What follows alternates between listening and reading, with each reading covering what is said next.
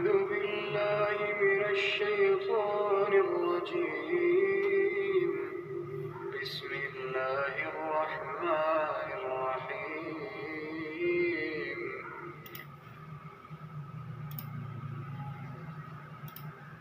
إن الذين يكتمون ما أنزلنا من البينات والهدى من بعد ما بيناه للناس في الكتاب أولئك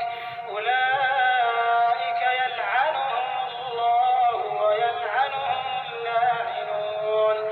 جو لوگ ہمارے حکموں اور ہدایتوں کو جو ہم نے نازل کی ہے کسی غرض فاسد سے چھپاتے ہیں، باوجود کہ ہم نے ان لوگوں کے سمجھانے کے لیے اپنی کتاب میں کھول کھول کر بیان کر دیا، ایسوں پر خدا اور تمام لعنت کرنے والے لعنت کرتے ہیں. إلا الذين تابوا وأصلحوا وبينوا فأولئك أتوب عليهم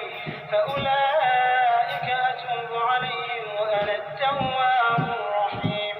ہاں، جو توبہ کرتے ہیں اور اپنی حالت درست کر دیتے اور احکام الہی کو صاف صاف بیان کر دیتے ہیں تو میں ان کے قصور معاف کر دیتا ہوں، اور میں بڑا معاف کرنے والا اور رحم والا ہوں.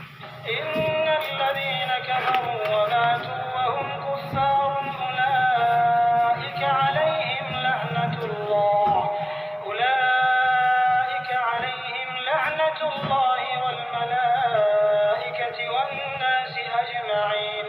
جو لوگ کافر ہوئے اور کافر ہی مرے، ایسوں پر خدا کی اور فرشتوں کی اور لوگوں کی سب کی لعنت. خالدين فيها لا يخفف عنهم العذاب ولا هم ينظرون.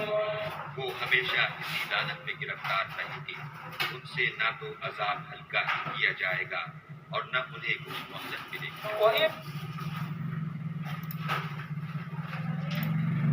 Indeed, those who conceal what we sent down of clear proofs and guidance after we made it clear for the people in the scripture, those are cursed by Allah and cursed by those who curse, except for those who repent and correct themselves and make evident what they concealed.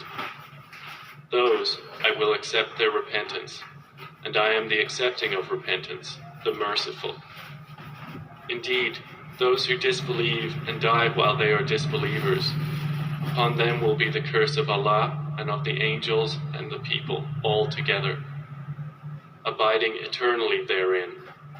The punishment will not be lightened for them, nor will they be reprieved.